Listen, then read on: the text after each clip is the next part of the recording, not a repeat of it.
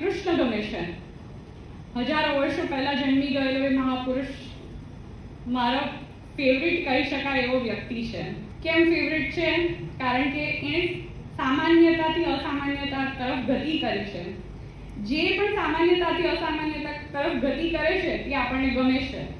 KGF, Pushpa એ બધા એવા movie છે કે જ્યાં પેલા હીરો પાસે કંઈ નથી પણ તમને મોટી સ્ક્રીન પર પડદા પર જોવો એ વ્યક્તિ ગમે છે, કારણ કે એણે બાવડાના બળે પોતે હાંસલ કર્યું છે. તમે એમાં તમારી જાતને જુઓ છો એટલે તમને એ જોવો ગમે છે. બાકી આમ જોવા જઈએ તો પુષ્પાનું એવું કંઈ ગ્લેમરસ કેરેક્ટર નથી.